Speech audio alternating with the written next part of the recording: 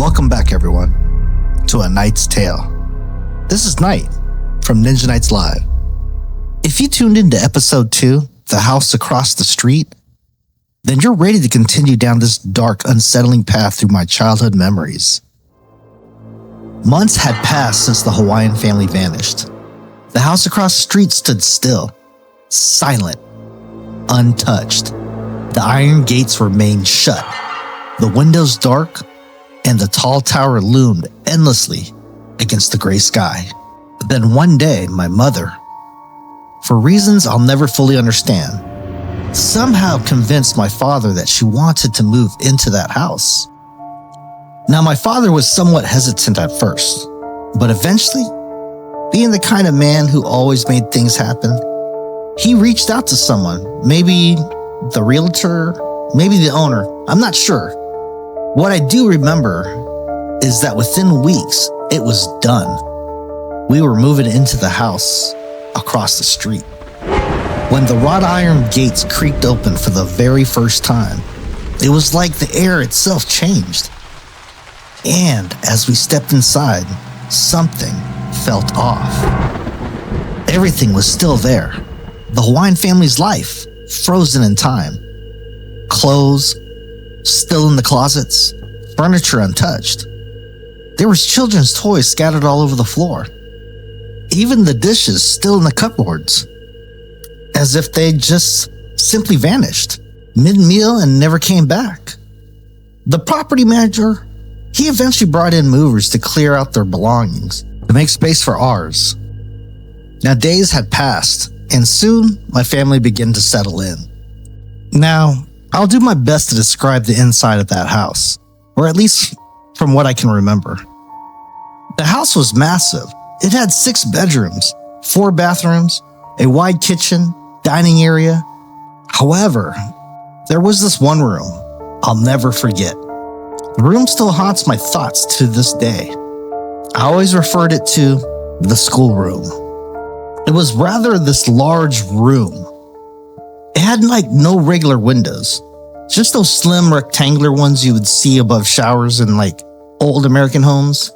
When you stepped inside, you would see 3 long rows of school desks lined up, as if it had a class once taken place there. I could never figure out why those desks were there. They were old, chipped paint, rusted metal frames, but they'd been left behind just like everything else. And then there were the doors. Built into the far wall stood a pair of massive wooden double doors, almost like an armoire, except they were fused into the wall itself. They towered over me, solid and ancient looking. Even as a child, just standing before those doors made me very uneasy. Something about them felt wrong. I didn't know why, but I could never bring myself to open them. That room became my playroom, where I'd spend hours playing with my old Tonka trucks. You know, those heavy metal ones kids had back in the day. My Uncle Utoy, my mother's older brother, would spend time there with me and my sister, teaching us fighting stances, kung fu, karate, even boxing. Those are some of my fondest memories, and yet looking back now, there was always something about that room that just didn't feel right. Now let's talk about the backyard. The backyard was massive, surrounded by tall concrete walls, lined with sharp shards of broken glass embedded onto the tops. I'd later learned the glass was there to stop thieves from climbing over. Home invasions were common in the Philippines. And yes, there were quite a few attempts on this house. Stories I'll share for another time.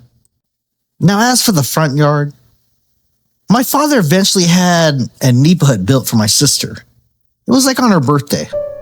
A traditional Filipino stilt house made of wood, bamboo, woven palm leaves. It stood on tall stilts to avoid flooding. Small, simple, but very cool. It was basically like her playhouse. Yes, my father did spoil us back then. Being in the military, American money went a long way, especially in the Philippines. We even had nannies. who actually lived with us, always watching, always nearby. At the time, I didn't question it, but I'd later find out that the nannies, they were there to protect us. From what? From being kidnapped. Something that almost did happen to my sister once.